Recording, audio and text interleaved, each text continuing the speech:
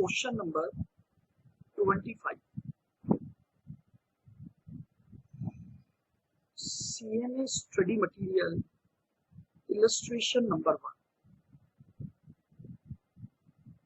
आइएगा, बिल्कुल ध्यान से हम बातों को करते हैं। देखो ये क्या बोल रहे हैं, कंपनी पी लिमिटेड, ये एक कंपनी है पी लिमिटेड,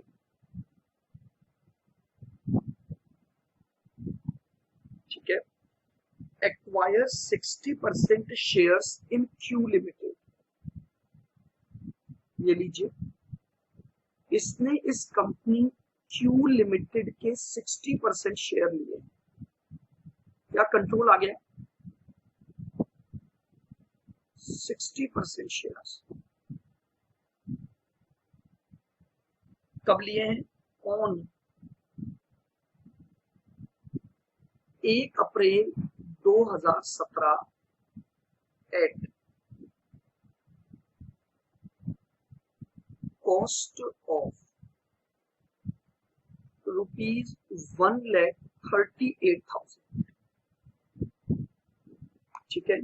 जो ये पी लिमिटेड है, इसने 1 अप्रैल 17 के दिन क्यू लिमिटेड का कंट्रोल ले लिया 1,38,000 रुपए का पेमेंट करके। आइए, क्यू लिमिटेड की उस दिन की fair value of net asset दे रखा है, लीजिए net asset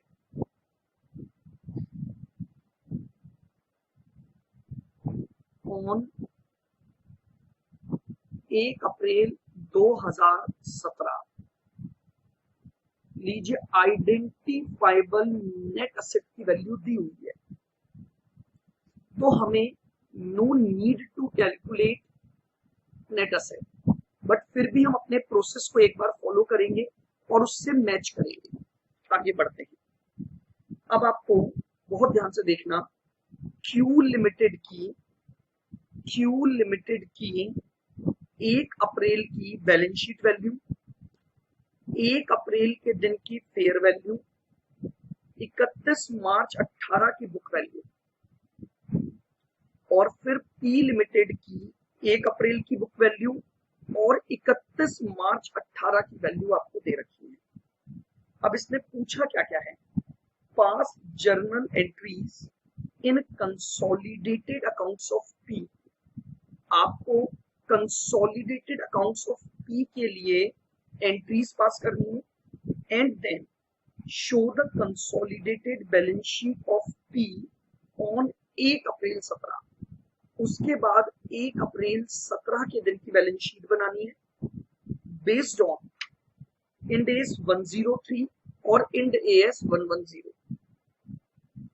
prepare consolidated balance sheet and separate balance sheet of P on 31 March 18 based on end S 110।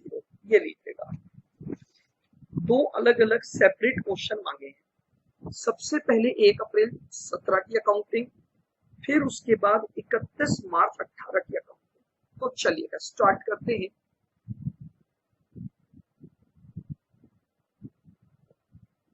सबसे पहले मेरे पास स्टेप 1 क्या था,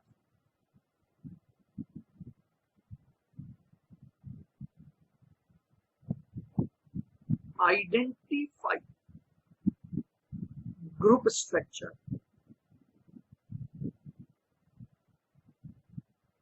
आइडेंटिफाई करेंगे group structure.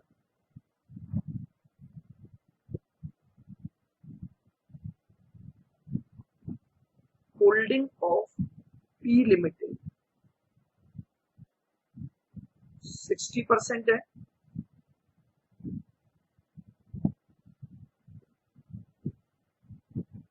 Holding of NCI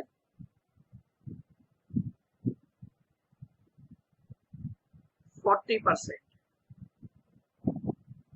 now बहुत ध्यान से सुनिएगा, आपकी step 2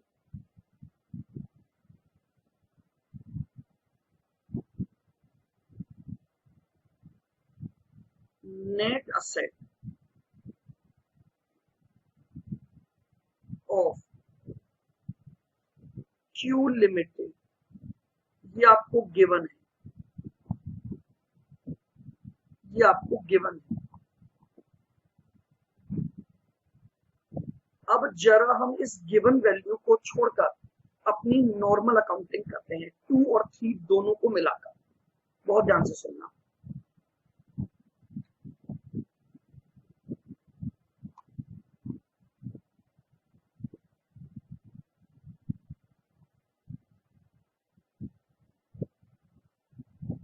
prepare AOP of Q limited on 1 April 17।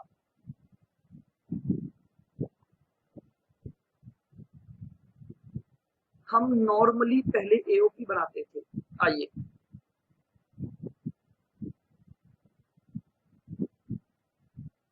Particular pre post और टोटल। देखिएगा उसने आपको क्या दे रखा है, अदर इक्विटी 1 अप्रैल के दिन की दे रखी है, अदर इक्विटी 1 अप्रैल के दिन की 87,000 और क्लोजिंग बैलेंस दे रखा है 1,17,000। तो बताइए ड्यूरिंग द पीरियड चेंज कितने का हो गया, 30,000 का चेंज हो गया। ड्यूरिंग द पीरियड चेंज कितने का आ गया, 30,000। अब बिल्कुल ध्यान से देखना,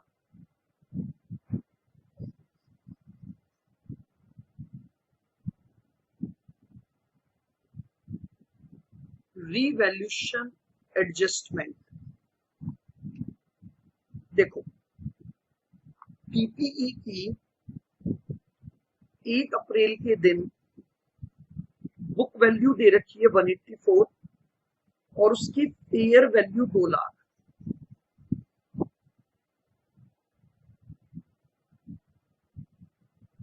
तो ये आ गया प्रॉफिट ऑन पीपीई 16,000। रीवैल्यूएशन का प्रॉफिट आ गया पीपीई पर 16,000 का। आगे बढ़ते हैं। इन्वेंट्री की बुक वैल्यू 45 है, फेयर वैल्यू 50 है। लीजिए प्रॉफिट ऑन स्टॉक या इन्वेंट्री, 5,000 का प्रॉफिट हो गया आपके पास स्टॉक पर। फाइनेंशियल असेट 78 से कम होकर 60 हो गई। लॉस ऑन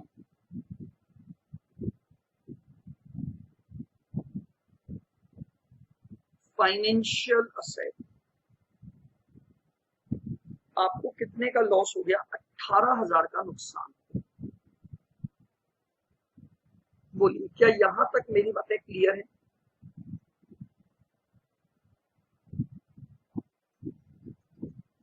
मैं फिर बोल रहा हूं, हालांकि मुझे नेट असेट दी हुई है बट मैंने फिर भी एओपी बनाया ताकि वो सारी चीजें मैं वेरीफाई कर सकूं। तो मेरे पास ओपनिंग बैलेंस ऑफ इक्विटी 87 था, फिर मेरे पास revaluation of PPE, revaluation of inventory और लॉस ऑन फाइनेंशियल एसेट आ गया। अब यहां पर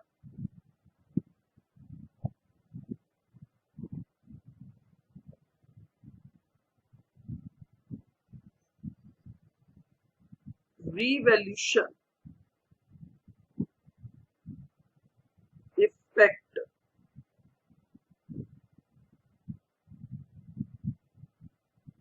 रिवर्ट बैक।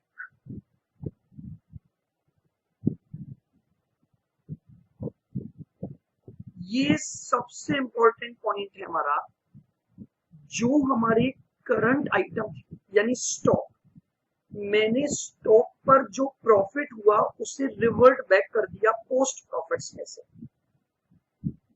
इसी चीज को हमें थोड़ा समझना है बाप। ये लीजिए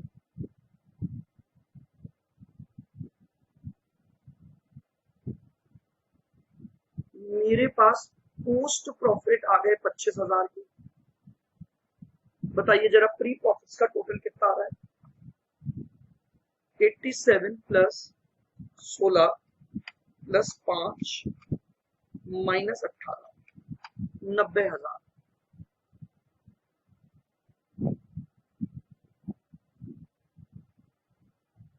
ये रिवर्ट बैक वाली सिचुएशन को हम थोड़ा एनालाइज करते हैं, आइएगा, या यही बताता हूं, देखो सुनना। अब ये आपको नहीं लिखना है, समझिएगा। देखो ये है 1 अप्रैल 17 और ये है 31 मार्च 18। यहां पर आपने प्रॉफिट ऑन स्टॉक 5,000 लिया है। यहां पर आपने प्रॉफिट ऑन स्टॉक 5,000 लिखा। आप समझ रहे हैं, 1 अप्रैल के दिन जब आपने रीवैल्यू किया तो वो प्रॉफिट आप प्री के कॉलम में लिख चुके हैं। अब जरा सोचिए, क्या ड्यूरिंग द ईयर ये इन्वेंट्री बिकी होगी या नहीं बिकी होगी? What is the realistic assumption? मैंने आपको अपने प्रीवियस लेक्चर में बताया था कि अगर 1 अप्रैल के दिन आपने अपनी इन्वेंट्री को रीवैल्यू किया है तो क्या अजम्पशन रियलिस्टिक है? दो में से। अजम्पशन नंबर 1, ये स्टॉक जो 45,000 का था ये ड्यूरिंग द ईयर बिक गया होगा। भाई पूरे साल भर में क्या सेल हुई होगी? बिल्कुल हुई होगी। तो ये इन्वेंट्री सबसे पहले बिकी होगी। अजम्पशन नंबर 2, जिस इन्वेंट्री को रीवैल्यू किया गया है वो अभी तक सेल नहीं हुई है, यानी जो स्टॉक ओपनिंग में मेरे पास पड़ा था वो क्लोजिंग में भी पड़ा है। बताइए वो कौन सी अजम्पशन आपको रियलिस्टिक लगती है? ओपनिंग बैलेंस दे रखा है, बहुत सिंपल सी बात है, सेल हो गई होगी।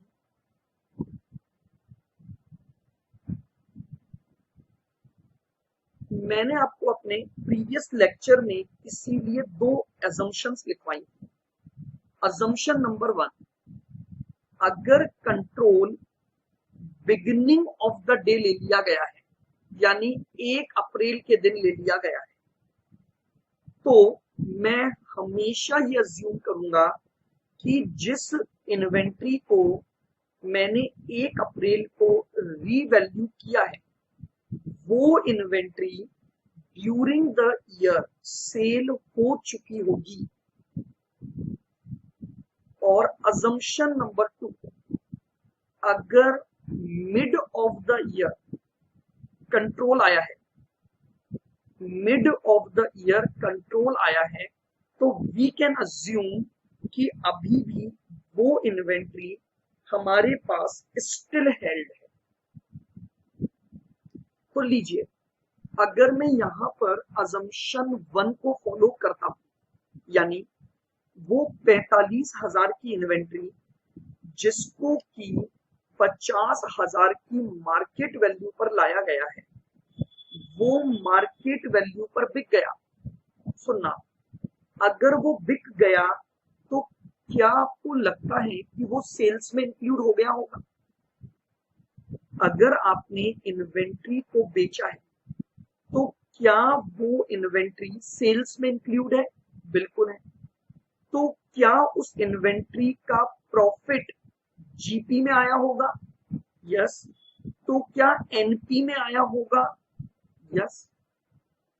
तो इसका मतलब इस 30,000 में प्रॉफिट ऑन इन्वेंट्री इंक्लूड है। प्रॉफिट ऑन सेल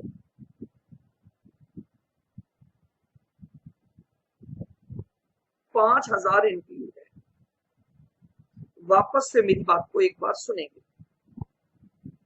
1 अप्रैल को जिस इन्वेंट्री को मैंने रीवैल्यू किया वो इन्वेंट्री ड्यूरिंग द ईयर बिकी होगी। अगर वो इन्वेंट्री ड्यूरिंग द ईयर बिकी है तो मुझे ये जो 30,000 का प्रॉफिट ड्यूरिंग द ईयर हुआ है उसमें वो 5,000 भी शामिल है। तो अब इसका मतलब क्या हुआ, आपने प्री के कॉलम में 5,000 लिख दिया तो ये ऐड हो गया, और इस 30,000 में वो ऑलरेडी इंक्लूडेड है क्योंकि ये ड्यूरिंग द ईयर का ट्रांजैक्शन है। तो मुझे इस 30,000 में से ये 5,000 हटाना पड़ेगा। It will be called revert back situation. It will be called revert back situation. तो मैंने इमीडिएटली इस रीवैल्यूएशन के इफेक्ट को रिवर्ट बैक कर दिया। मेरे हिसाब से अब ये पॉइंट क्लियर हो गया होगा। चलिए, अब हमने अपना प्री फॉर्मेट बना लिया, पोस्ट के प्रॉफिट निकाल लिए, तो अब हम नेट एसेट निकाल सकते हैं। आई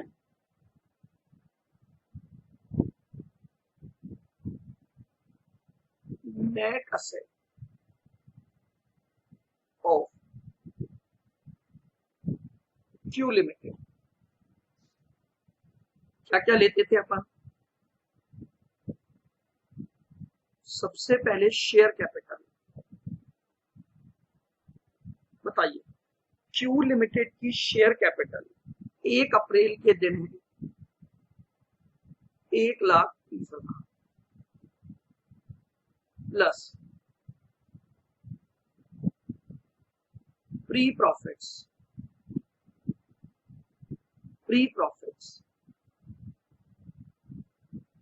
90,000 लीजिएगा।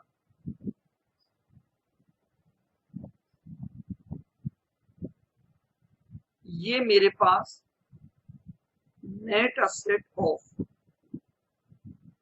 क्यू लिमिटेड आ गई 2 पीस, जो ऑलरेडी मुझे क्वेश्चन में दी हुई थी।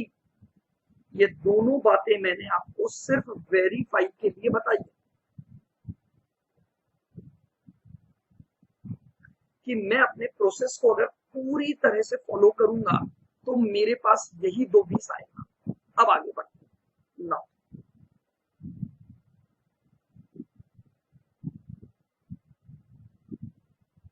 Step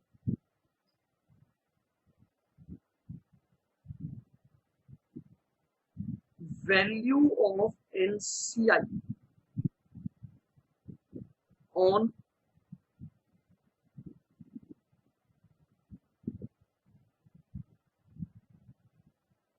acquisition date. Now, अब फिर एक थोड़ी सी समस्या आ गई कि एनसीआई का वैल्यूएशन किस मेथड पर करना है। ए, if measured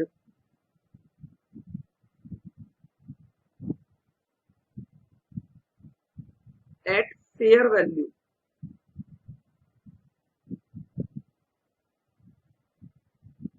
लीजिए, अगर मैं फेयर वैल्यू मेजरमेंट करता हूं 1,38,000 अगर 60% को रिप्रेजेंट करता है तो 40% वैल्यू निकाल दो। 1,38 divide by 60 into 40 92,000।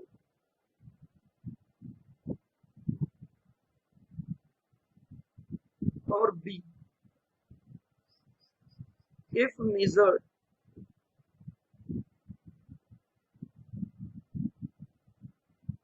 at proportionate net asset method, और अगर मैं इसको प्रोपोर्शनेट नेट एसेट मेथड से लेता हूं तो नेट एसेट की 2/20, इसका 40% निकाल दो। 2/20 का 40% 88। ठीक है, मैं अभी अपना जो फर्दर सॉल्यूशन है वो फेयर वैल्यू के हिसाब से कर रहा हूं। आप चाहें तो बाद में इस मेथड से भी आंसर निकाल सकते हैं। आइएगा अगली स्टेप।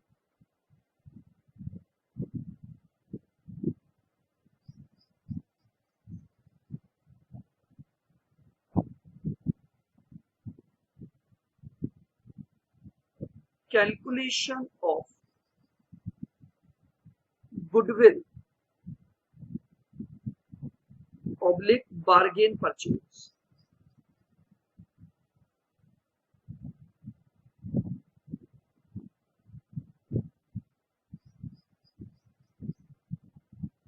अब हम निकालेंगे हमारी गुडविल और बार्गेन परचेज।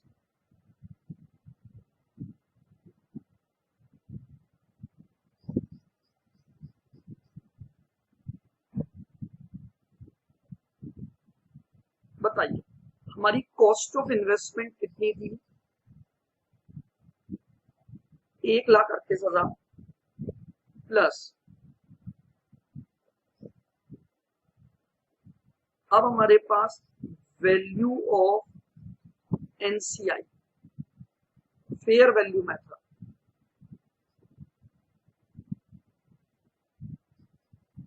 92, तो 138 प्लस 92 ये आपके पास आ गया 2,30,000 माइनस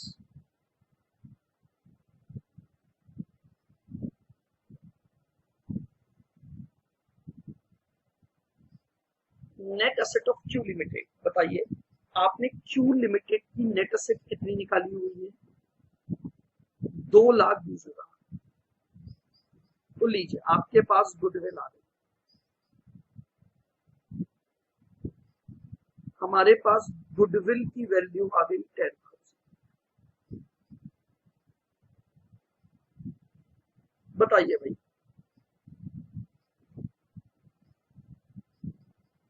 यहां तक की स्टेप्स क्लियर है? बिल्कुल। ये सारी स्टेप्स की जो कैलकुलेशन है वो 1 अप्रैल की है। अब उसने बोला है 1 अप्रैल पर आपको बैलेंस शीट भी बनानी है और अकाउंटिंग एंट्रीज भी डालनी है। तो चलिए पहले मैं डालता हूं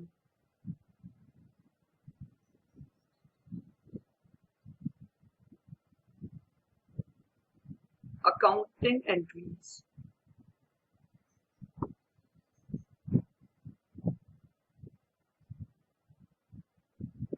एज पर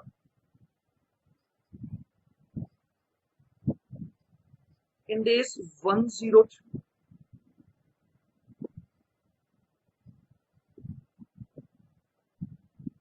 यानी एक्विजिशन अकाउंटिंग करेंगे और एक्विजिशन अकाउंटिंग की एंट्री डालेंगे। बहुत ध्यान से सुनिएगा। पीपीई अकाउंट डेबिट, मेरे पास सामने वाले का पीपीई आया जिसकी फेयर वैल्यू मैंने 2 लाख ली हुई है। After that inventory account debit,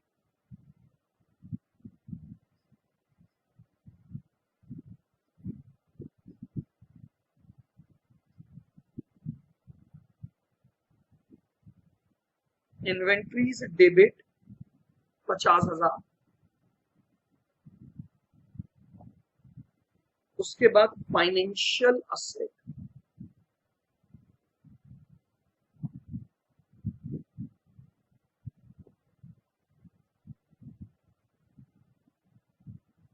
asset debit 60,000।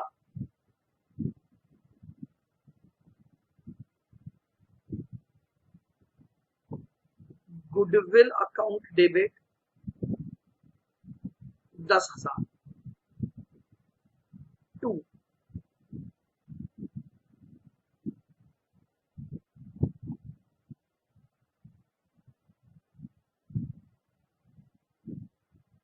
Borrowings हमारे पास आएंगी 60,000।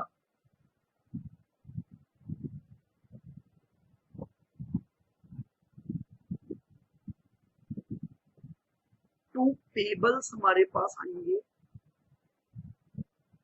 30,000।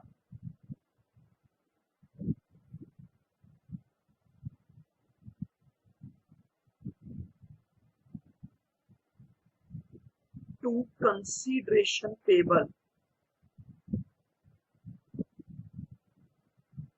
हमारा कंसीडरेशन पेबल था 1,38,000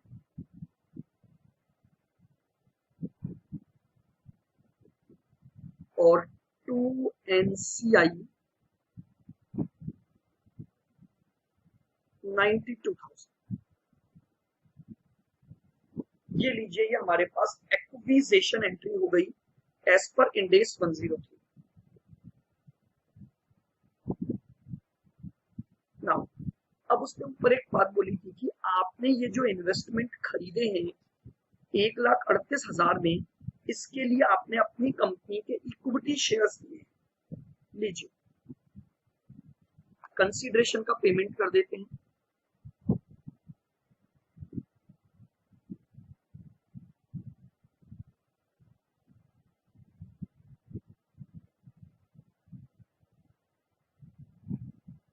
कंसीडरेशन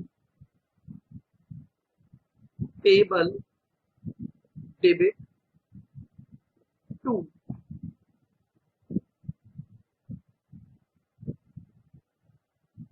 इक्विटी शेयर कैपिटल।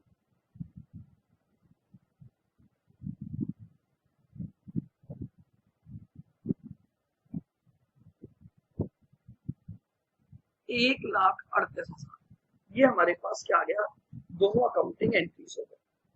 अब इसके बाद बना देंगे consolidated balance sheet. Consolidated balance sheet on 1 अप्रैल 17 पर। बहुत ध्यान से, कोई भी ऐसा एडजस्टमेंट जो 1 अप्रैल के बाद होगा वो यहां इंक्लूड नहीं होगा। जैसे मुझे बताइए, ये 25,000 का प्रॉफिट कब कमाया गया है? ये 25,000 का प्रॉफिट कमाया गया है 1 अप्रैल 17 के बाद, लेकिन 31 मार्च 18 तक। अगर मैं बैलेंस शीट 1 अप्रैल की बना रहा हूं तो 1 अप्रैल में ये कॉलम का कोई इंपैक्ट नहीं आता। आइए बहुत धीरे धीरे एक एक पॉइंट टू पॉइंट बात करते हैं। सबसे पहले मुझे चाहिए असेट्स।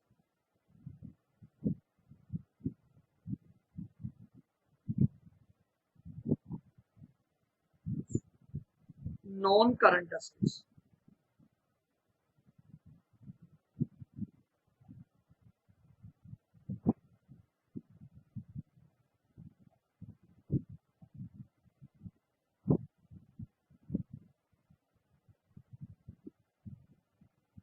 पीपी। बताइए, पी लिमिटेड की 1 अप्रैल के दिन पीपीई की वैल्यू क्या दे रखी है? 2,76,000। और 1 अप्रैल के दिन क्यू की पीपीई की वैल्यू हो गई है 2 लाख ड्यू टू रिवैल्यूएशन। तो पीपीई की टोटल वैल्यू आ गई 4,76,000। बोलो क्लियर यहां तक?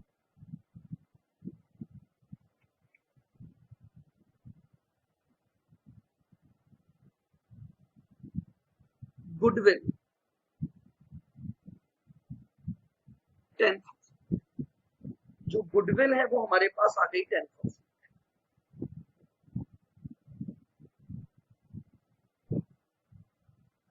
लिख दिया। पीपीई की वैल्यू दोनों की जोड़ के आ गई 1 अप्रैल के दिन की। 1 अप्रैल के दिन हमने गुडविल कैलकुलेट की थी 10,000। चलो आगे। इन्वेंट्री करंट असेट्स आ गई।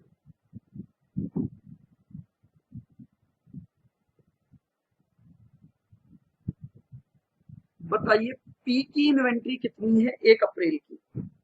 1 अप्रैल पर पी की इन्वेंट्री है 68,000 और 1 अप्रैल पर क्यू की इन्वेंट्री की वैल्यू है 50। बहुत ध्यान से सुनना, 45 नहीं 50।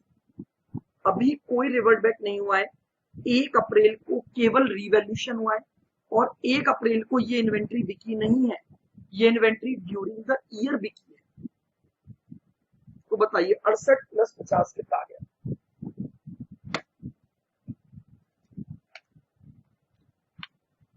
1,18,000 इन्वेंट्री की वैल्यू आ गई। बोलो क्लियर बिल्कुल। फाइनेंशियल असेट्स,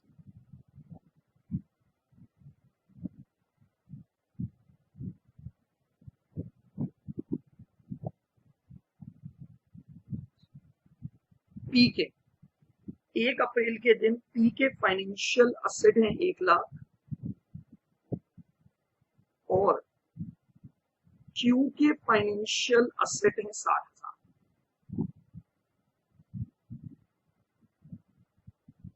1,60,000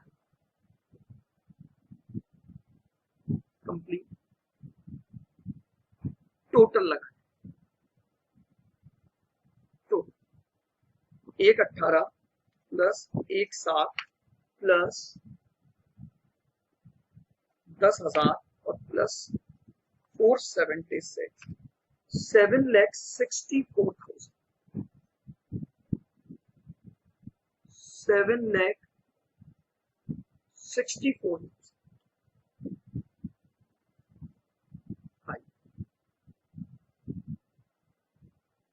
सेकेंड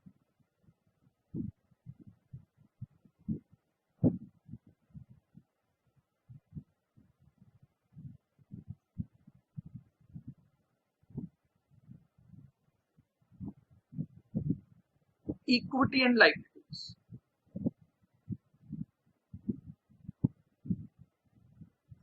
सबसे पहले मेरे पास है इक्विटी शेयर कैपिटल। देखिएगा पी लिमिटेड की जो इक्विटी शेयर कैपिटल आपको दे रखी है वो दे रखी है 2 लाख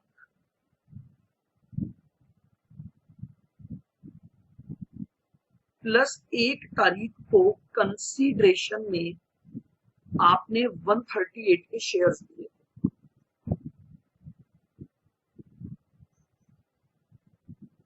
तो 3,38,000 जो है वो आपकी क्या आ जाएगी? इक्विटी शेयर कैपिटल आ जाएगी।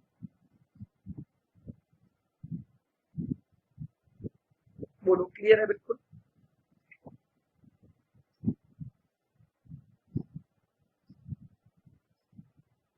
अदर इक्विटी, अदर इक्विटी में पी की वैल्यू आपको दे रखी है 1,20,000। तो ये लीजिएगा 1,20,000 आपके पास क्या आ गई? पी की अदर इक्विटी आ गई। आफ्टर दैट एनसीआई हमारे पास 1 अप्रैल के दिन एनसीआई है फेयर वैल्यू पर 92,000। उसके बाद बोरोइंग्स,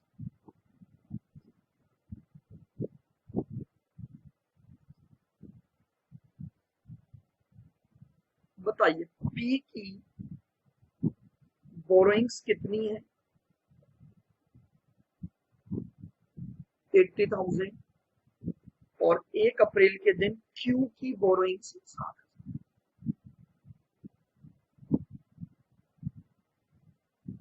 1,40,000। क्लियर यहां तक? उसके बाद है पेबल्स।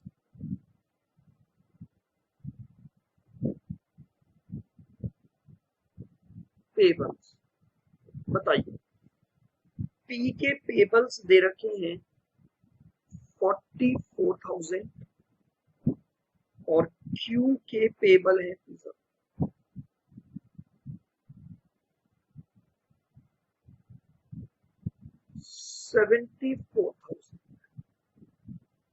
टोटल लगा 338 प्लस 120 प्लस 92 प्लस 140 प्लस 74 7,64,000। ये लीजिए आपके पास टोटल। ये हमारी 1 अप्रैल के दिन की क्या बन गई है, इंड एस 103 और इंड एएस 110 के तहत हमारी बैलेंस शीट प्रिपेयर हो गई है।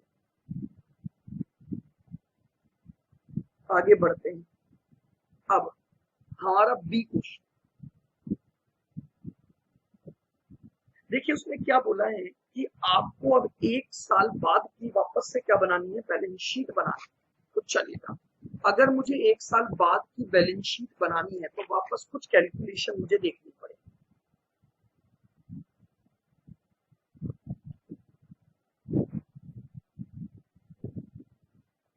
NCI act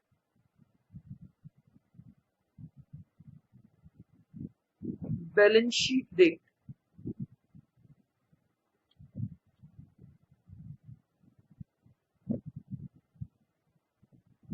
that is on 31 March 18। देखिए, मैंने अभी जो एनसीआई की वैल्यू निकाली थी वो 1 अप्रैल को निकाली थी एक्विजिशन डेट पर। एनसीआई एक्ट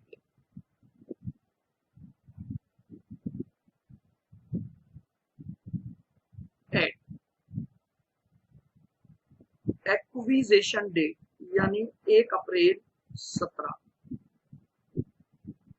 वो था 92,000 प्लस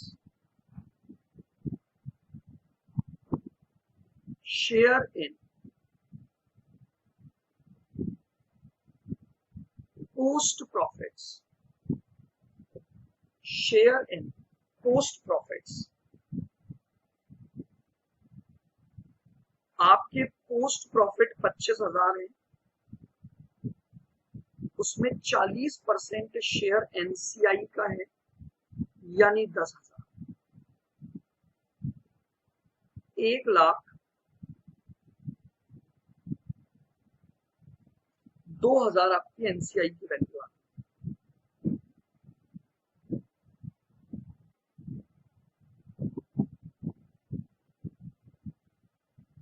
वैल्यू ऑफ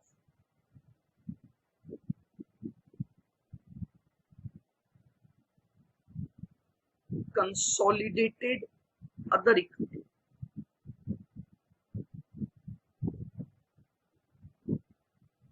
आइएगा, अदर इक्विटी की कंसोलिडेटेड वैल्यू निकालेंगे अब।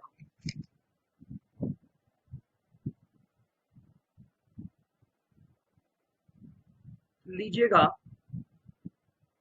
सबसे पहले other equity of P limited बताइए कितनी है। पी लिमिटेड की अदर इक्विटी किस दिन निकाल रहे हैं, या 31 मार्च के लिए निकाल रहे हैं। तो पी लिमिटेड की 31 मार्च की other equity 150 plus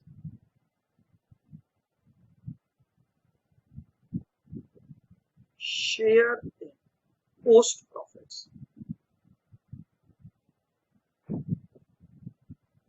share in post profits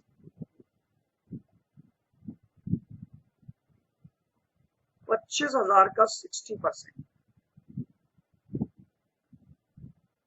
15, total आ गया 1,65,000। ये लीजिए, ये आपके पास consolidated value of other equity आ गई 31 मार्च के दिन।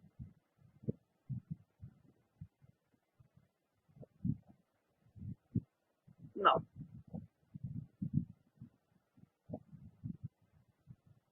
Third one, value of consolidated assets,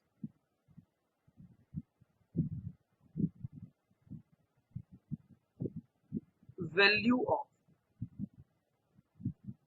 consolidated assets.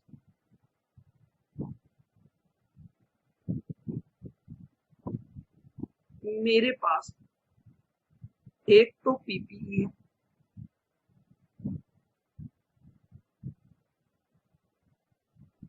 एक इन्वेंट्री है,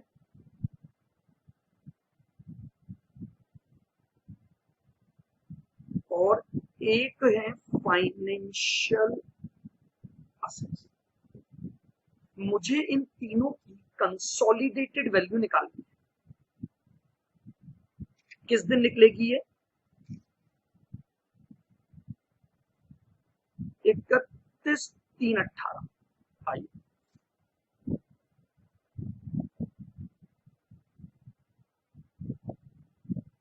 वैल्यू एस पर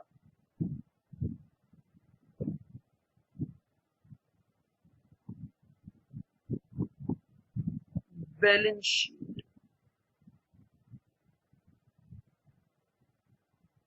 पी।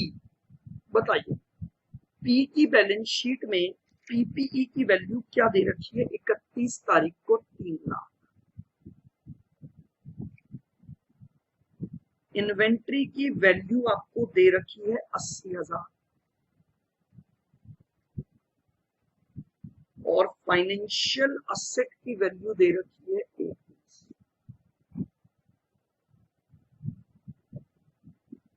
क्यू पर आइए। क्यू की पीपीई की वैल्यू 31 तारीख को 196। इन्वेंट्री की value 58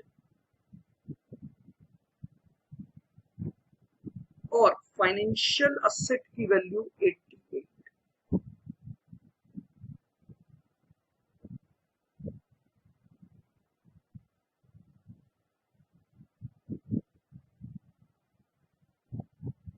adjustment of revaluation of asset.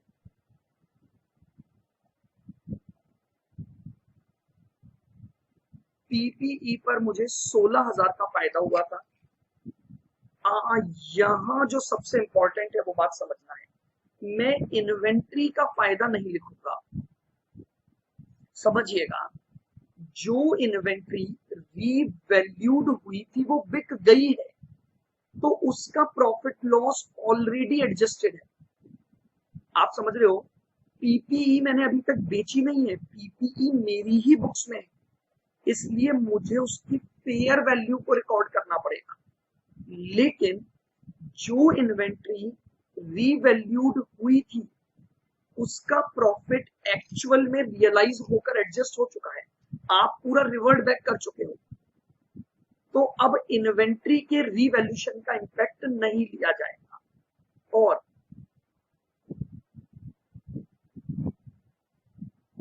यहां पर आपका लॉस हुआ था 18।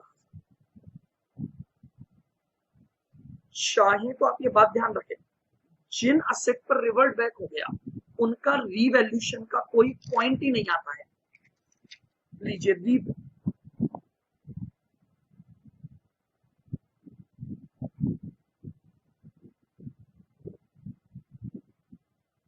कंसोलिडेटेड वैल्यू बताइए कितना आ गया? 3 लाख प्लस 196 और प्लस 16। 3 लाख 196 और 16,000।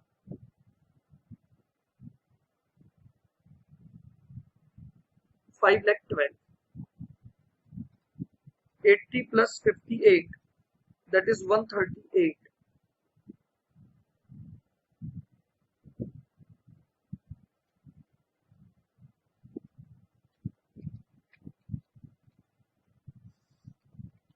अठारह 1,90,000। बस समझने वाला जो पॉइंट है वो इन्वेंट्री है।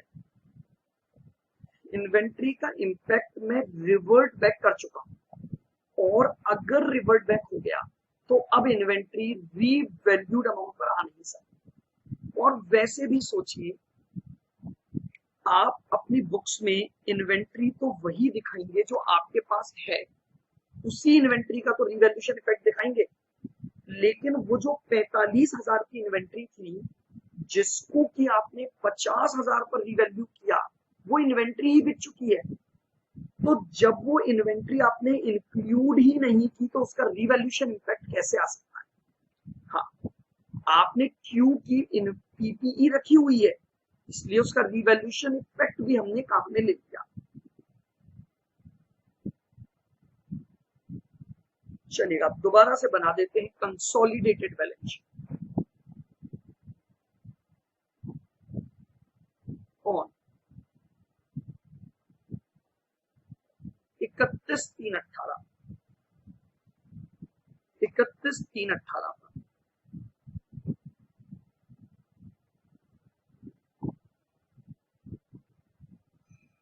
असेट्स। आइए पीपीई, चलिए अब हम ऑलरेडी वैल्यू निकाल चुके हैं। कंसोलिडेटेड वैल्यू है 5,12,000।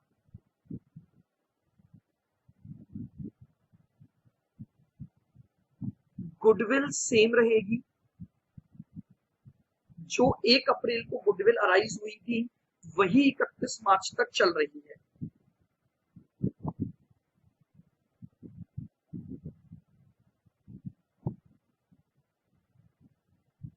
और इन्वेंट्रीज आपके पास थी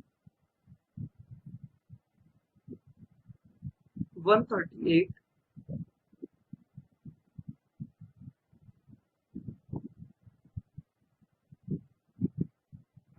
और फाइनेंशियल असेट्स वो आपके पास है 1,90,000।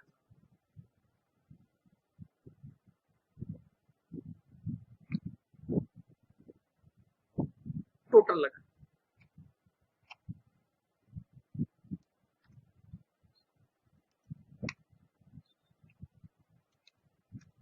8 लाख बचा।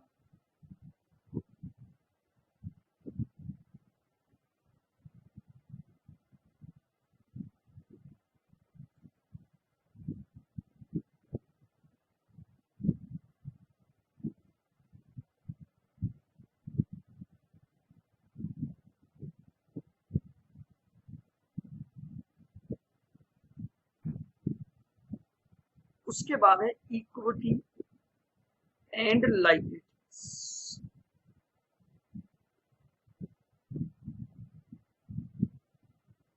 Share capital,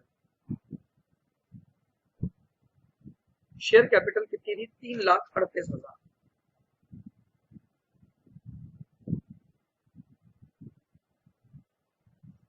consolidated other equity,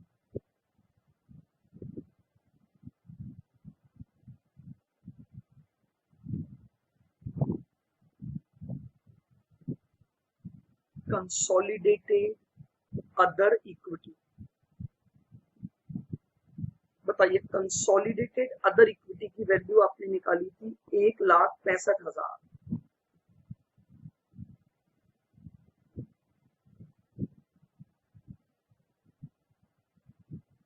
NCI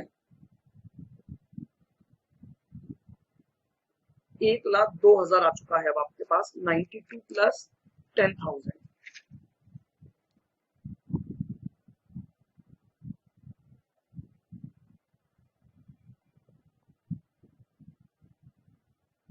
borrowings P की, बताइए पी की बोरोइंग्स थी 31 मार्च को 1 लाख और क्यू की 31 मार्च की बोरोइंग्स है 60,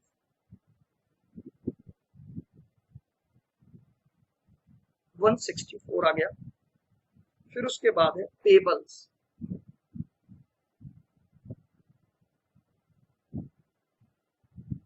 पेबल्स पी का आपको पेबल दे रखा है 50,000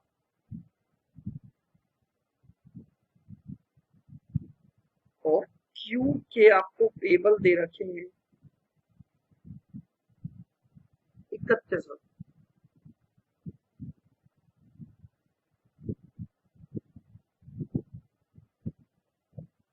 81,000 टोटल लगा।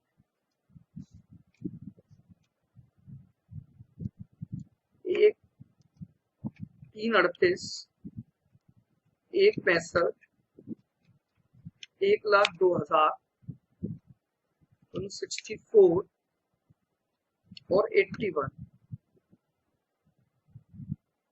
8,50,000 आपका बैलेंस शीट का total.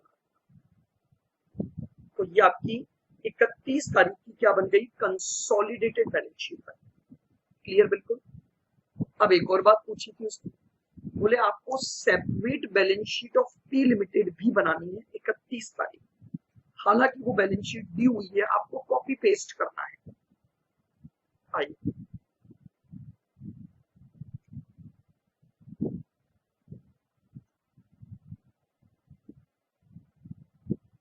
Separate balance sheet of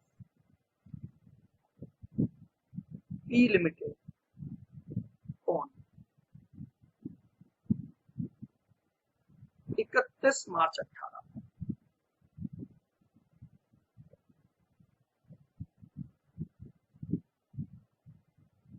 assets, आइएगा बताइए पीपीई की वैल्यू कितनी है, 3 लाख।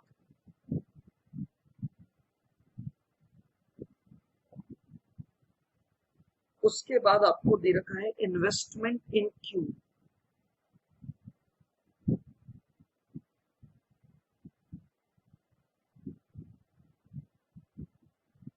इन्वेस्टमेंट इन क्यू आ जाएगा आपके पास 1,38,000।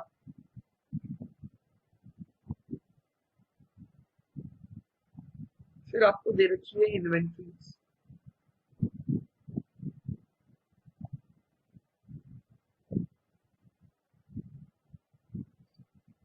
$80,000 और financial assets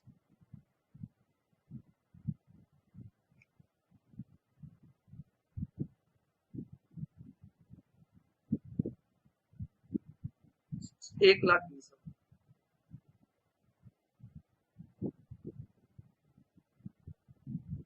total 3 lakh plus 138 plus 80 plus 1,20, total आ गया 6,38,000।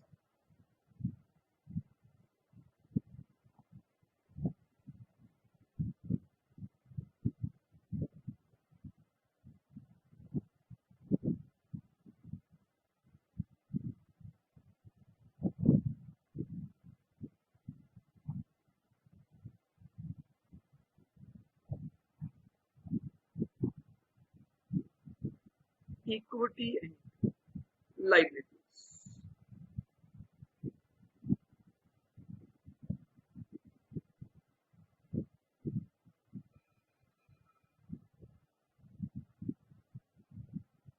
सबसे पहले equity share capital 3,38,000। Other equity,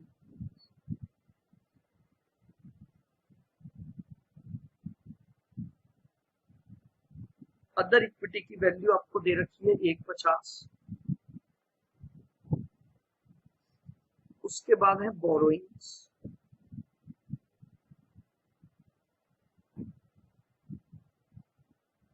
और बोरोइंग्स आपको दे रखी है 1,00,000। और फिर है पेबल्स,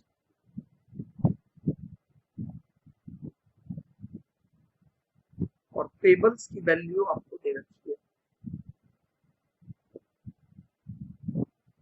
टोटल कर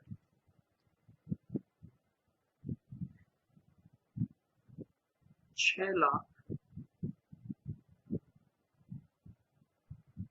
ये लीजिएगा, ये आपकी पी लिमिटेड की 31 तारीख को जो सेपरेट बैलेंस शीट है वो बन गई। बोलिए क्लियर है बिल्कुल। तो ये हमारे पास था क्वेश्चन नंबर 25, जो कि आपके सीएमए स्टडी मटेरियल का इलस्ट्रेशन नंबर 1।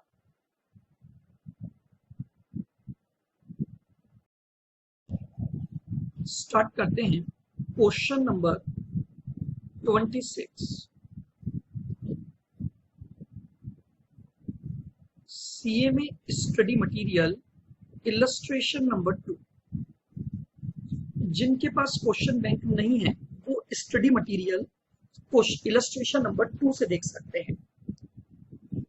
देखो ये बोल रहा है कि एक कंपनी है पी लिमिटेड, आइएगा, ये एक कंपनी है पी लिमिटेड और इसने एक कंपनी एस लिमिटेड के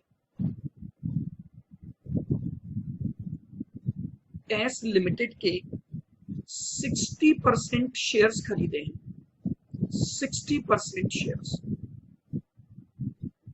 कब खरीदे हैं? ऑन 1 अप्रैल 2017 पर। और इस 60% शेयर के लिए इसने जो कंसीडरेशन दिया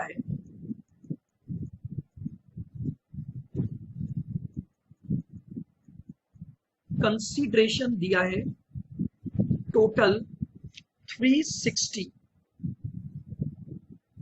lakhs, जिसमें से वो बोल रहा है 100 lakhs की तो पेड अप वैल्यू की कैपिटल है और बाकी 260 का आपका सिक्योरिटी प्रीमियम हो जाएगा।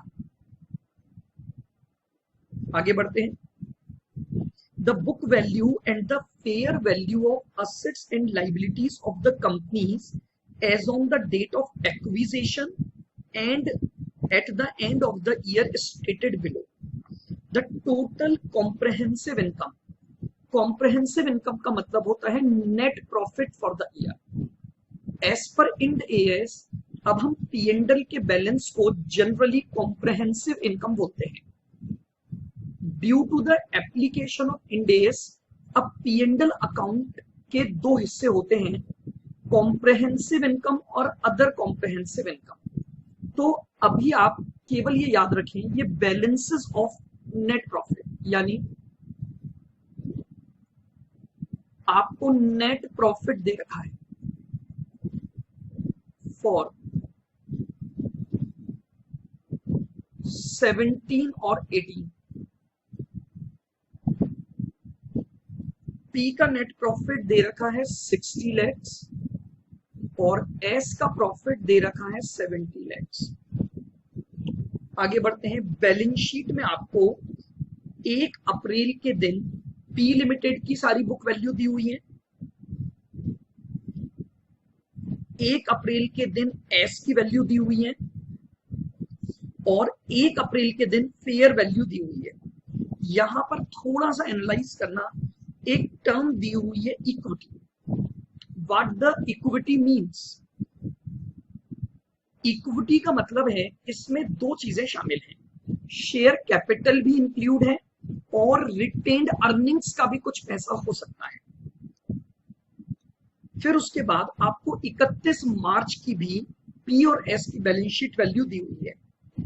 इसने बोला है pass entries for business combination under the acquisition method and prepare consolidated balance sheet on 1 अप्रैल 17 और 31 मार्च 18।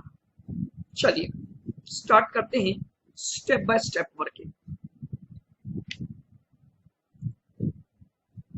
सबसे पहले मुझे बताइए ग्रुप स्ट्रक्चर क्या है?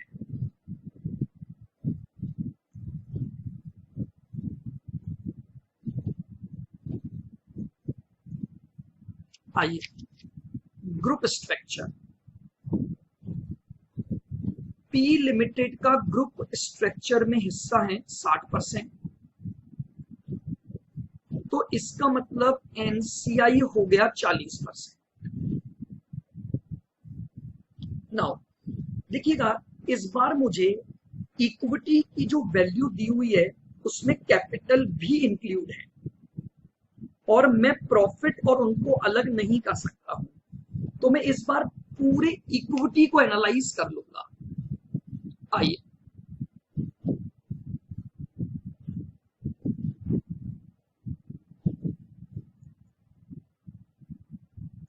Analysis of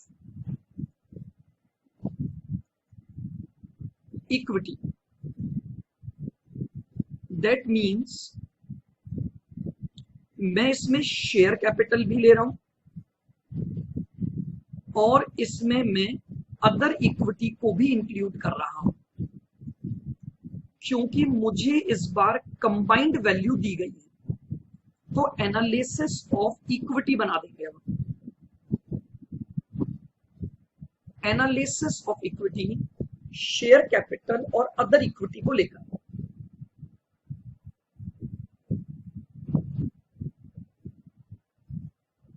particular, pre, post और टोटल।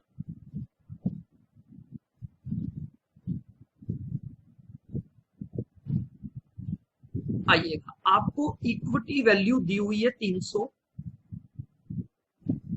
यहां 370 दिया हुआ है और ड्यूरिंग द ईयर का प्रॉफिट ऑलरेडी 70 वैसे भी गिवन है आपको, बिल्कुल ध्यान से। अब इसमें हम करेंगे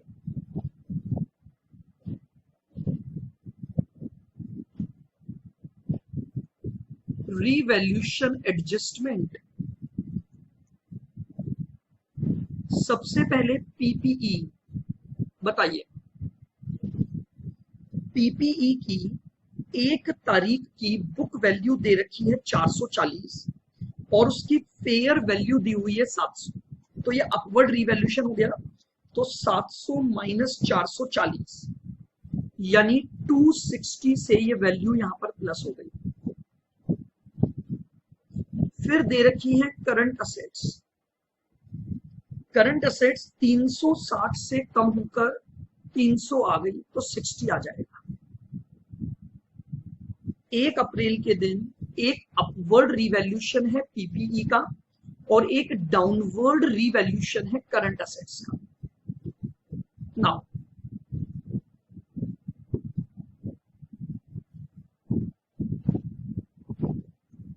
एडजस्टमेंट ऑफ रिवर्ट बैक।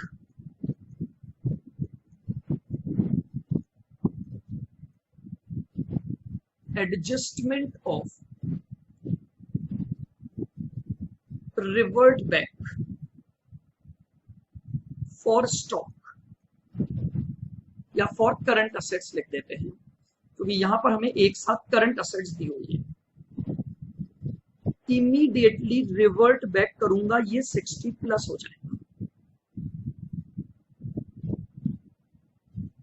हाँ जी, अभी मैं रिवर्ट बैक को समझाऊंगा, आप बिल्कुल निश्चिंत रहें, मैं डिस्कस करूंगा ये मैंने क्या किया है। बिल्कुल,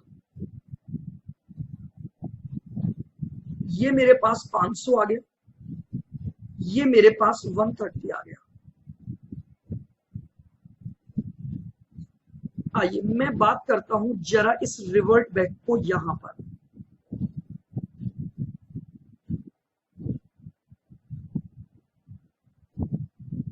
अच्छा जी, मान लेते हैं ये है अपनी 1 अप्रैल 17 और ये है 31 मार्च 18 और मैंने इस दौरान 70 का प्रॉफिट कमाया, 70 लाख कमाए। लिसन केयरफुली, जानते हैं ये 70 लाख कमा के क्या जो मैंने नेट प्रॉफिट निकाला है, इसमें हर वो एक आइटम एडजस्ट हुआ होगा जो आइटम पीएनएल पर इफेक्ट डालता है। हर वो आइटम एडजस्ट हुआ होगा जो कि पीएनएल पर इफेक्ट डालता है। जितनी भी करंट आइटम्स हैं वो पीएनएल पर इफेक्ट डालते हैं। यहां पर मुझे एक लॉस हुआ है, loss due to revaluation of current asset 60 का।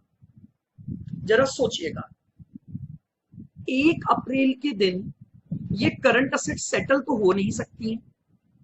आपने पिछले साल की बैलेंस शीट से एग्जैक्टली 1 अप्रैल को कॉपी किया होगा, लेकिन क्या ये पॉसिबल है कि 1 अप्रैल से लेकर और 31 मार्च के बीच में इन करंट असेट का सेटलमेंट हो जाए?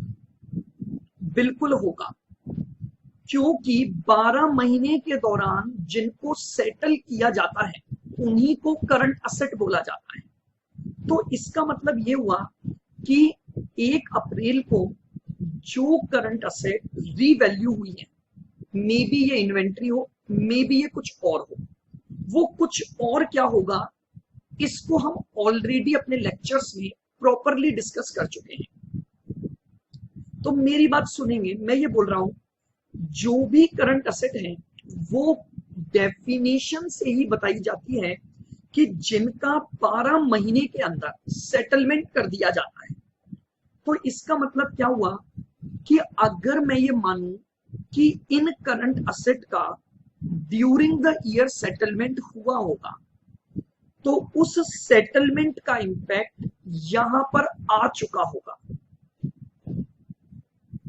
वापस से धीरे धीरे मेरी बात को सुने, मैं आपको क्या बोल रहा हूं, मैं ये बोल रहा हूं करंट असेट्स की डेफिनेशन क्या होती है?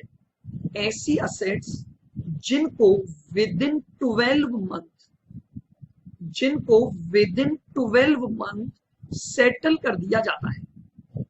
मैंने यहां रीवैल्यूशन की वजह से उसका लॉस बुक किया है, ये रहा वो लॉस। क्लियर? यानी मैं ये मान रहा हूं कि इस करंट असेट के सेटलमेंट में मुझे 60 का नुकसान होगा और कोई फर्दर इंफॉर्मेशन नहीं है। व्हाट वी अज्यूम, वो 60 का नुकसान ड्यूरिंग द ईयर हो गया होगा।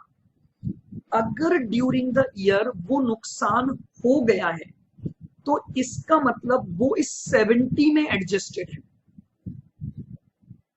मैंने ये जो 70 लाख निकाला होगा ये उस नुकसान को एडजस्ट करके निकाला होगा। लेट अस अज्यूम कि ये इन्वेंट्री है, तो आप समझ रहे हैं मैंने जब इन्वेंट्री को बेचा होगा तो मैंने उस नुकसान को अपने P&L में एडजस्ट कर दिया होगा। कैसे किया होगा सोचो। एक बार मान लेना ये केवल और केवल इन्वेंट्री है, हाँ मुझे नहीं पता ये क्या है, अज्यूम करो। अब मैं आपको क्या बोल रहा हूं, आपकी जो COGS है वो है 200 की और उसकी जो सेल वैल्यू है वो है 140। बताइए बेचने पर नुकसान कितना हुआ? मैं यही चीज बोल रहा हूं। मैं आपको क्या बोल रहा हूं, अज्यूम करते हैं कि मेरे पास बिगिनिंग में 200 की कॉस्ट का स्टॉक पड़ा हुआ था। मैंने ये माना कि उसको बेचने पर 60 का नुकसान होगा और मैंने उसकी NRV 140 ढूंढ ली, तभी मैंने इमीडिएटली लॉस बुक कर दिया। एग्री? नहीं, वापस सुनो धीरे धीरे। मैं क्या बोल रहा हूं, COGS अज्यूम करो 200 की, अज्यूम, ये क्वेश्चन में कहीं गिवन नहीं है, अज्यूम। मैं ये बोल रहा हूं मान लो जो इन्वेंट्री मेरे पास है उसकी कॉस्ट 200 थी और 1 अप्रैल के दिन मैंने जब उसकी मार्केट वैल्यू की तरफ देखा तो मुझे उसकी फेयर वैल्यू मिली 140। बताओ मुझे कितने का नुकसान नजर आ रहा है? कॉस्ट 200 है, मार्केट वैल्यू 140 है, तो क्या मैं बोलूं कि मेरा इस स्टॉक पर 60 का नुकसान होगा? मैंने इमीडिएटली नुकसान लिख दिया। अब ये इन्वेंट्री बिक गई और जब बिकी होगी तो मैंने सेल्स लिखी होगी 140, COGS थी 200, तो यानी ये 70 का प्रॉफिट निकालते समय जो नेट प्रॉफिट है, ये 70 का नेट प्रॉफिट इस लॉस को इंक्लूड करने के बाद है। अब ये बात समझ आ गई? हाँ, तो मैं आपको क्या बोल रहा हूं, अगर इसमें वो लॉस इंक्लूड है तो हटाओ, क्योंकि मैं ऑलरेडी उसे प्री के कॉलम में लिख चुका हूं। मैं उसे ऑलरेडी प्री के कॉलम में लिख चुका हूं। तो ये दोबारा से पोस्ट के कॉलम में नहीं आ सकता, मुझे इसको रिमूव करना पड़ेगा। अब बताइए, जो लॉस इसमें इनकॉर्पोरेटेड है, अगर उसे हटाऊंगा तो उसे प्लस करना पड़ेगा। मैंने यहां पर वो 60 प्लस कर दिया और इसी को मैंने नाम दिया रिवर्ट बैक। इसी को मैंने नाम दिया रिवर्ट बैक। ये मेरा रिवर्ट बैक है। अब मेरे हिसाब से बिल्कुल आपको क्लियर होगा रिवर्ट बैक का बेसिक मतलब क्या है। अगर कोई भी करंट आइटम जिसका मैंने रीवैल्यूएशन किया है और अगर वो during the post period settle हो जाता है, तो मुझे उसको क्या करना पड़ेगा, रिवर्ट बैक सिचुएशन पर लाना पड़ेगा। If it affect the P and L, अगर ये पी एंड एल को अफेक्ट करता है तो मेरे पास अब एनालिसिस ऑफ इक्विटी में इक्विटी की वैल्यू आ गई और पोस्ट के प्रॉफिट्स आ गए। बिल्कुल सर, आगे बढ़ते हैं। आइए, अब हम निकालते थे net asset.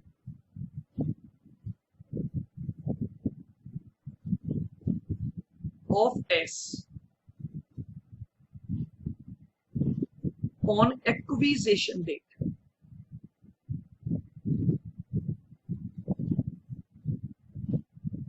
On acquisition date.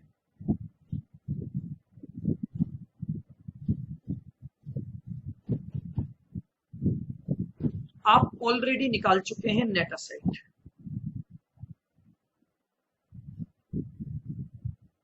कहां से, analysis of equity.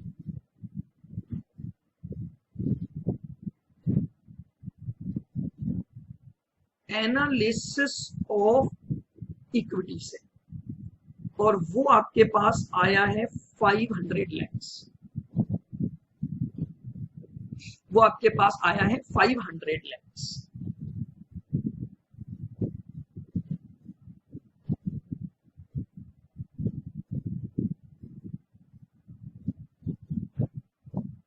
Value of NCI on acquisition date.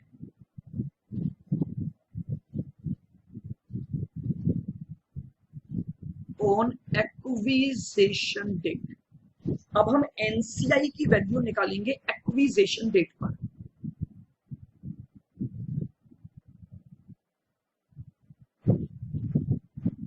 NCI at fair value 360 का कंसीडरेशन है 60 के लिए, तो 40 के लिए कितना होगा, 360 divided by 60 into 40, that means 240 lakh. ये हमारे पास कंसीडरेशन आ गया, सॉरी एनसीआई की वैल्यू आ गई। NCI act proportionate net asset 500 का 40%, जो हमारी नेट असेट थी उसका हमने 40% कर दिया 200। ये मेरे पास एनसीआई की वैल्यू आ गई।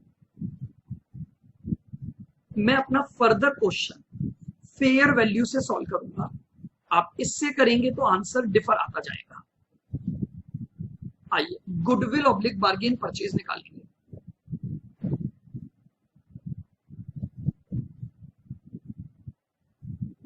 गुडविल ऑब्लिक बार्गेन परचेज,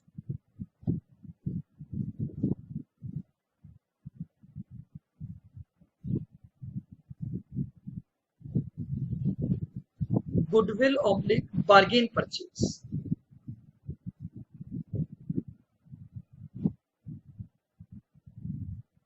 सबसे पहले cost of investment,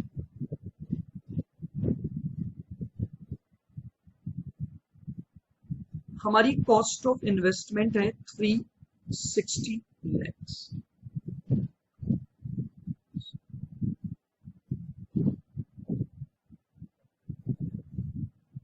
value of NCI हमने निकाला 240 लाख, टोटल आ गया 600। इस 600 में से माइनस करेंगे net asset of S limited 500 lakh. तो लीजिए गुडविल की वैल्यू आ गई 100 लाख। ये हमारे पास गुडविल और बार्गेन परचेज आ गया। ये सारी वर्किंग 1 अप्रैल तक की थी। अब हम 1 अप्रैल की एक्विजिशन एंट्री डाल सकते हैं और देन कंसोलिडेटेड बैलेंस शीट बना सकते हैं। आइए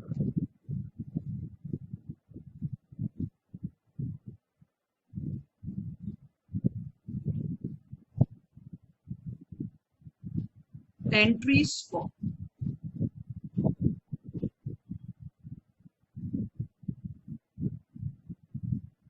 बिजनेस कॉम्बिनेशन,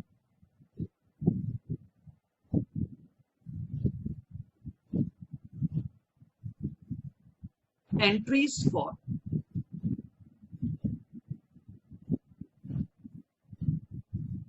बिजनेस कॉम्बिनेशन। आइए, मैंने सामने वाले की पीपीई ली है 700, तो पीपीई डेबिट हो गया 700 से,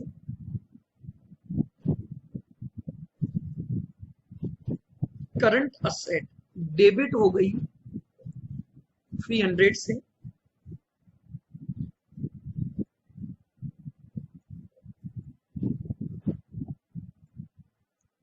गुडविल डेबिट हो गई 100 से। 2 non current liability 300,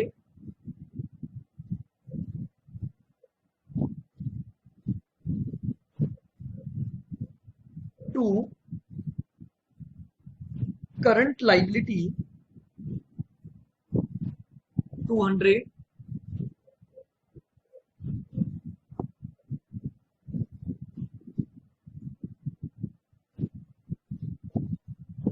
to consideration payable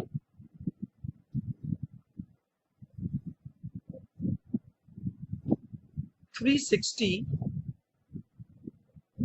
और 2 एनसीआई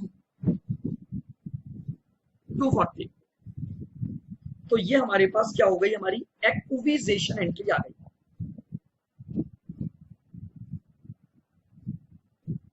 क्लियर है? बिल्कुल। आगे बढ़ते हैं।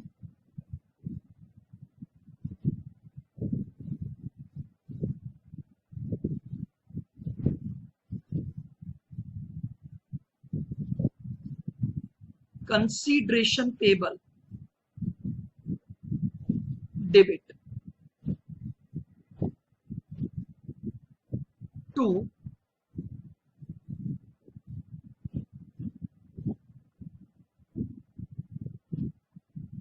इक्विटी शेयर कैपिटल और 2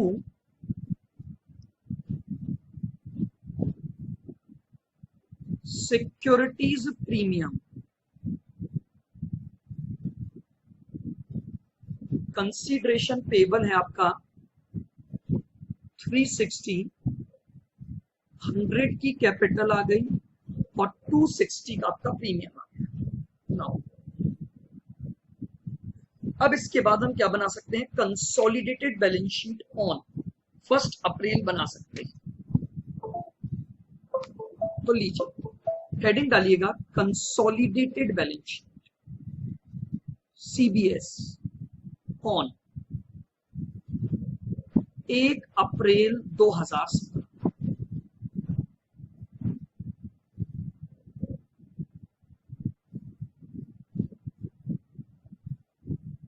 चलिएगा, सबसे पहले मैं असेट्स पर बात करता हूं।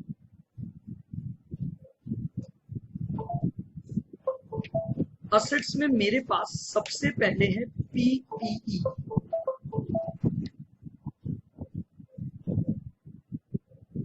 पीपीई पी लिमिटेड की पीपीई दे रखी है 680 और एस की पीपीई हमने रीवैल्यूड पर ली 700। ये आ गया आपके पास 1380। लिख दें पीपीई आ गया 1380।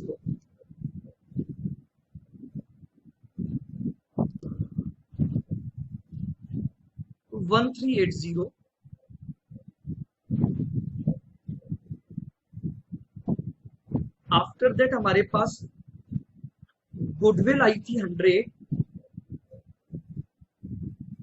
उसके बाद हमें दे रखी है करंट असेट्स।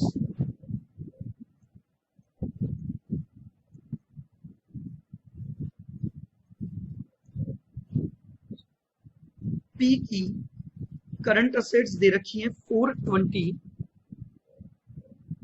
और एस की हमने ली थी 300 720। बताइए बैलेंस शीट का टोटल कितना आ गया?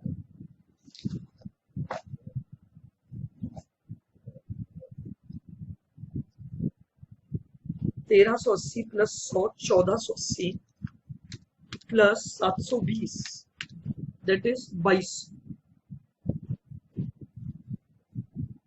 आइए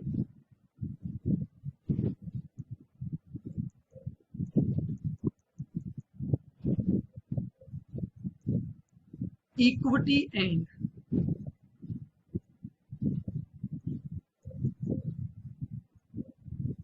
liabilities।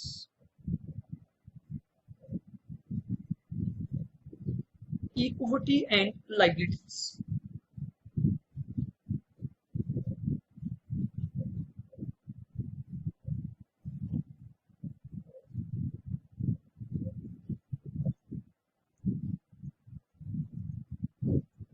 Equity share capital. बताइए आपकी इक्विटी शेयर कैपिटल कितनी है? 500 है प्लस आपने कंसीडरेशन के टाइम पर 100 के शेयर्स इशू किए हैं। आप देखें ध्यान से, हमने 500 की कैपिटल तो बैलेंस शीट में ले ही रखी है जो उसने दी हुई है और 100 के बिजनेस कॉम्बिनेशन में शेयर्स आए, कैपिटल जो आई 500 प्लस 100 600।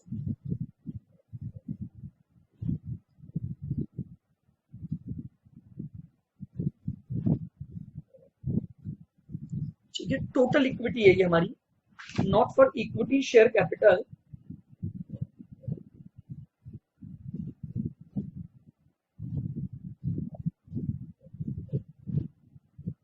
मैं इसको थोड़ा सा करेक्ट कर दूं, ये इक्विटी की वैल्यू प्लस मेरे पास एक और वैल्यू आ रही है इक्विटी में, सिक्योरिटी प्रीमियम 260 का, तो मैंने वो भी लिख दिया। फिर मेरे पास एनसीआई की वैल्यू आई थी 240। उसके बाद नॉन करंट लाइबिलिटीज,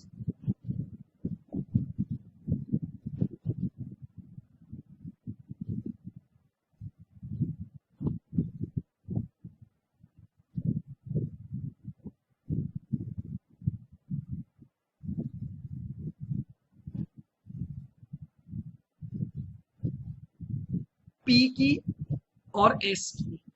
बताइए नॉन करंट लाइबिलिटी पी की कितनी है? 300 और एस की भी आज के दिन है, टोटल आ गया 600।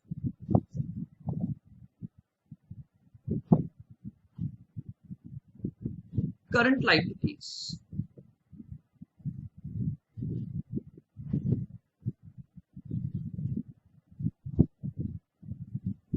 पी और एस, करंट लाइबिलिटीज हैं 300 और 200, 300 और टोटल आ गया, बैलेंस शीट का टोटल लगाइए 500 प्लस 600 1100, देन 240 260 और 600। दैट इज 2200 आपका टोटल आ गया।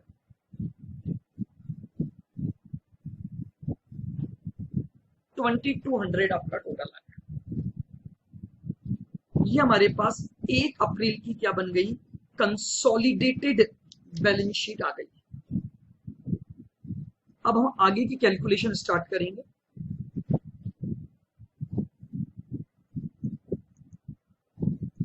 ईयर 17-18 लिखो।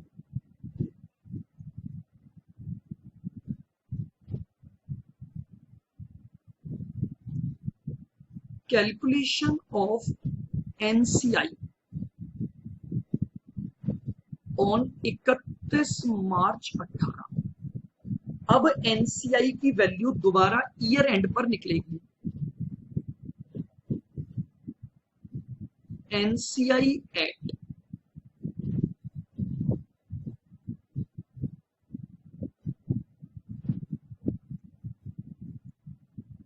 Acquisition date. तो एनसीआई एट एक्विजिशन डेट जो है आपके पास वो क्या हो गई, बताइए। एनसीआई एट एक्विजिशन डेट क्या आ गया, 240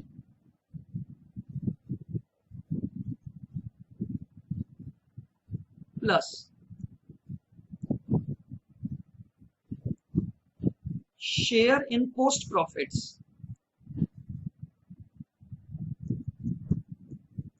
शेयर इन पोस्ट प्रॉफिट्स, बताइए 130 का 40%। आप ऑलरेडी पोस्ट प्रॉफिट्स एओपी में निकाल चुके हो, ये देखिए मैं आपको दिखा देता हूं। ये हमारे पोस्ट का कॉलम था जो 1 अप्रैल से 31 मार्च था, 130। इस 130 का 40% मिलेगा किसको, एनसीआई, दैट इज 52। टोटल आ गया 290।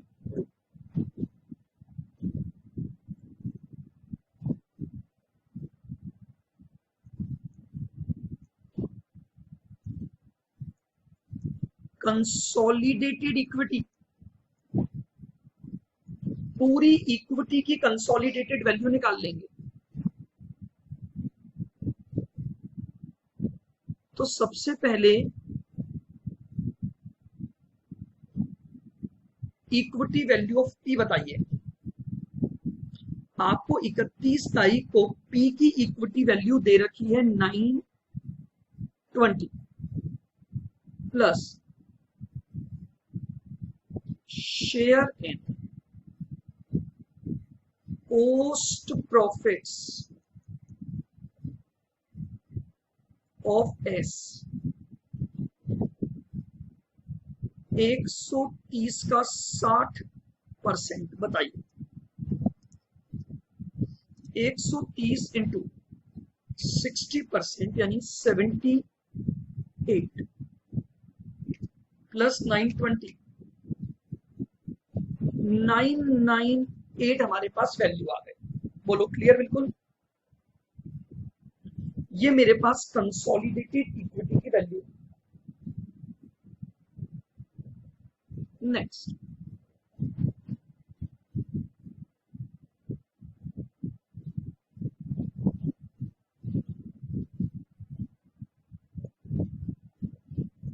Value of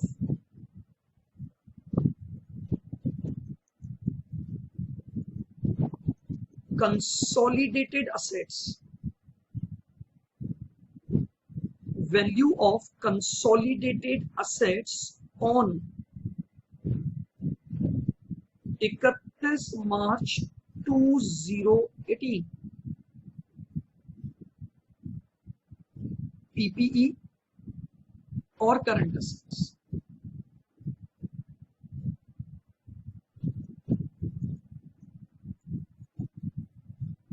balances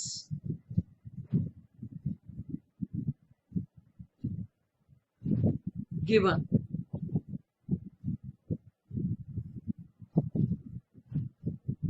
in books P limited, बताइए पी लिमिटेड की पीपीई की वैल्यू क्या है? 720। और पी लिमिटेड की इन्वेंट्री की वैल्यू या करंट असेट की वैल्यू क्या है? 500। एस लिमिटेड पर आइए, पीपीई की वैल्यू 1500 और करंट असेट की वैल्यू 400।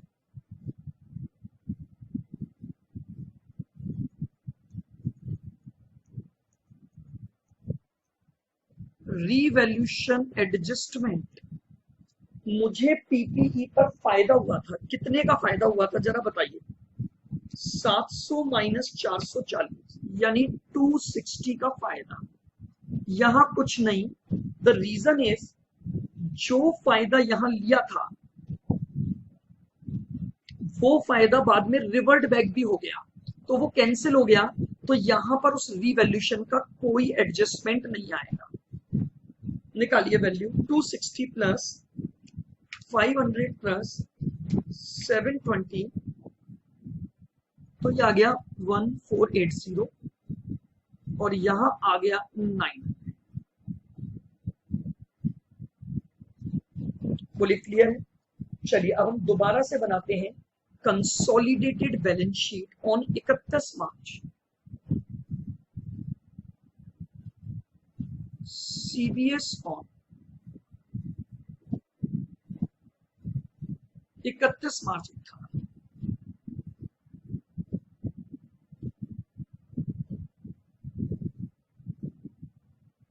आइए सबसे पहले लिया मैंने पीपीई, बताइए फटाफट से पीपीई की वैल्यू निकाली है आपने 1480, तो लीजिए पीपीई आ गया 1480। आपकी गुडविल निकली थी उसमें कोई चेंज नहीं हुआ है, तो गुडविल 100 आ गई और करंट असेट्स की वैल्यू आपके पास आ गई 900। टोटल कर लीजिए, दैट इज 2480।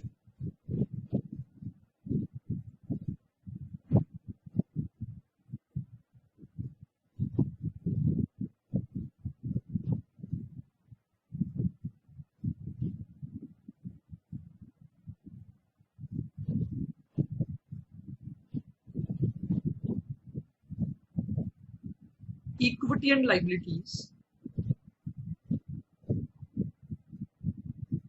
तो मैंने इक्विटी की टोटल वैल्यू निकाल ली, कितनी थी? इक्विटी की टोटल वैल्यू आपने निकाली थी 998। ठीक है, इक्विटी की टोटल वैल्यू आ गई 998।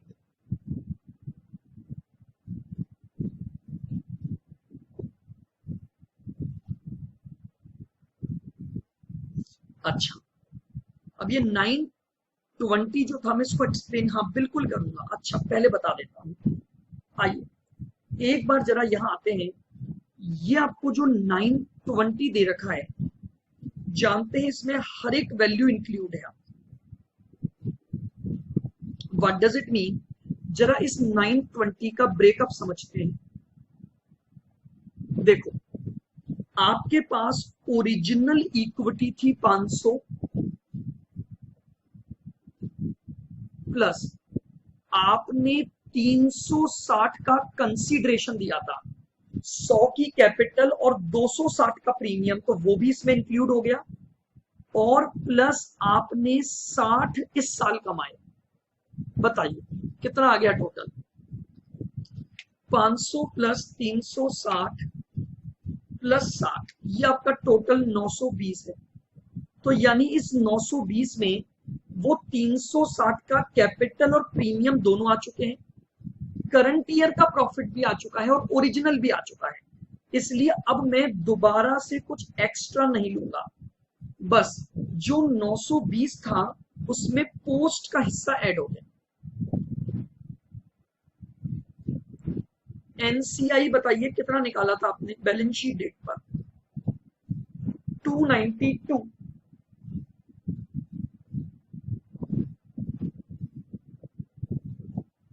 एनसीआई आ गया 292।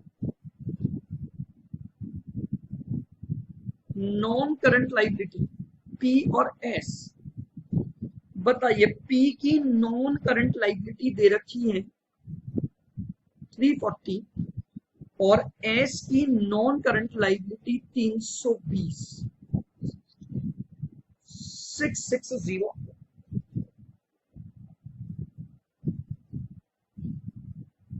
Then current liability, current liability